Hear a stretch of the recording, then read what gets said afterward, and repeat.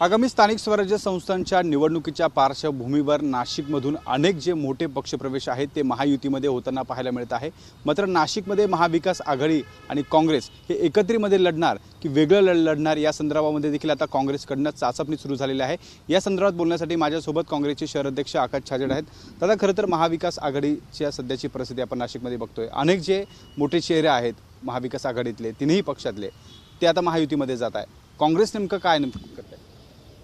कालच अखिल भारतीय काँग्रेस कमिटीचे अध्यक्ष आदरणीय मल्लिकार्जुन खरगे यांच्या नेतृत्वाखाली त्यांच्या अध्यक्षतेखाली महाराष्ट्राच्या शीर्ष काँग्रेस नेत्यांची बैठक झाली आणि आगामी महानगरपालिका, जिल्हा परिषद, पंचायत समित्या, स्थानिक स्वराज्याच्या सर्व निवडणुकांबद्दल समीक्षा एक बैठक झाली आणि अतिशय पॉझिटिव्ह बैठक झाली। त्यानंतर सगळ्या जिल्ह्यामध्ये जे निरोप देण्यात आले ते या पद्धतीने होते की भविष्यामधल्या स्थानिक स्वराज्य निवडणुका या स्वबळावर जरी लढाव्या लागल्या तरी काँग्रेस पक्ष एकतर्फी मजबूतीने लढायला तयारीत आहे। मी नाशिकचं सांगायचं झालं तर मी तुम्हाला स्पष्ट सांगतो, प्रदेश काँग्रेसचे नेते किंवा अखिल भारतीय काँग्रेसचे नेते काय निर्णय घेतील तो भाग वेगळा आहे। तो जे आदेश देतील, आम्हाला ज्या पद्धतीने निर्देश देतील तशा निवडणुका आम्ही लढू।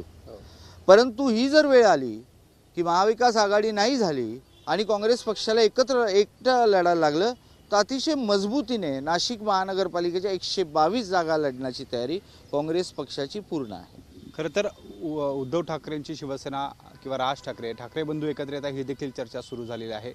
काय नेमकं समीकरण असेल नाशिकमध्ये, नेमका किती तुम्हाला त्याचा फायदा होत आहे? नाही, असं आहे की ठाकरे बंधू हे अतिशय प्रगल्भ नेते, फार मोठे आहेत। शिवसेना प्रमुख बाळासाहेब ठाकरेंचे ते वारसदार आहेत। त्याबद्दल त्या दोघांनी एकत्र येण्याबद्दल मी फार लहान कार्यकर्ता, मी बोलणं भाष्य चुकीचं आहे। किती फरक पडेल? नाही, फारसा काही फरक पडणार नाही। मला अशी खात्री आहे की जरी ते दोघं भाऊ एकत्र झाले तर उद्या दोन्ही भाऊ महाविकास आघाडीमध्ये आमच्याबरोबर लढतील ही खात्री, कारण त्यांना प्रत्येकाला भारतीय जनता पक्षाला बाजूला ठेवायचं आहे आणि मुळात नाशिकमध्ये भविष्यकाळात सिंहस्थ आहे। सिंहस्थाचे कुठलेही कामं चालू झालेले नाही आणि तुम्हाला सांगतो पक्षप्रवेशाचा मेन केंद्रबिंदू आज सिंहस्थ आहे। या सिंहस्थाच्या काळामध्ये जे कामं होणार आहेत तुम्ही लक्षात ठेवा, 3 वर्ष स्थानिक स्वराज्याच्या निवडणुकांनी झाल्या, एकतर्फी महानगरपालिकेमध्ये भारतीय जनता पक्षाच्या नेतृत्वाखाली हे प्रशासन काम करते। तुम्हाला भ्रष्टाचाराचा अंदाज नाही की भ्रष्टाचार किती आहे।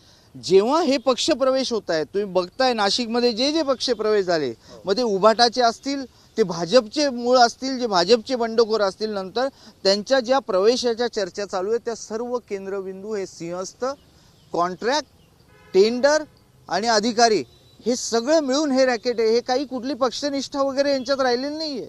हे केवळ आणि केवळ या महानगरपालिकेत भविष्यात कसा भ्रष्टाचार करावा, सिंहस्थाच्या कामामध्ये कसा भ्रष्टाचार करावा, स्मार्ट सिटीच्या नावाखाली कसा भ्रष्टाचार करावा आणि या शहराचं कसं वाटोळं करावं, म्हणून हा सर्व जो खेळ चालला आहे, या पक्षातनं घे, दाऊदचा हस्तक म्हणायचं आधी त्याला परत घे, भाजपच्या विरोधात लढलेल्या माणसाला परत भाजपमध्ये, आणि स्थानिक त्यांच्या कुठल्याही आमदार असतील, स्थानिक नेते असतील, त्यांच्या शब्दाला त्यांच्याकडे मान राहिलेला नाही। खरं तर ठाकरे गटामध्ये किंवा काँग्रेसमध्ये विधानसभेमध्ये नाशिकमधल्या जागा वाटपावरनं वाद झाला आहे आणि त्याचा परिणाम निकालामध्ये आपल्याला पाहायला मिळाला।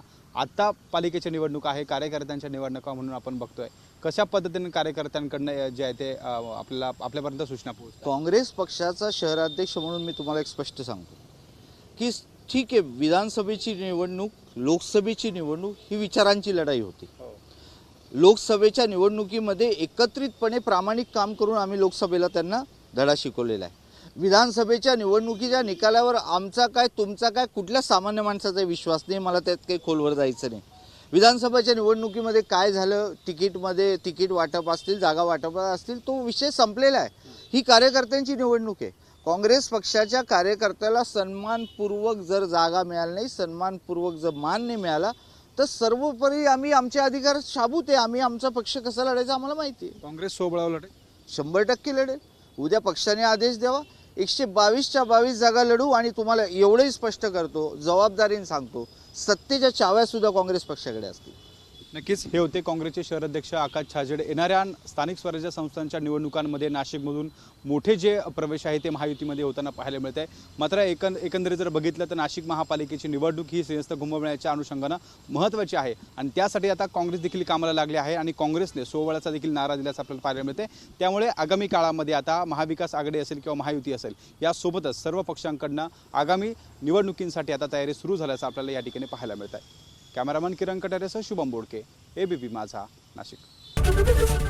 एबीपी माझा, उघडा डोळे बघा नीट.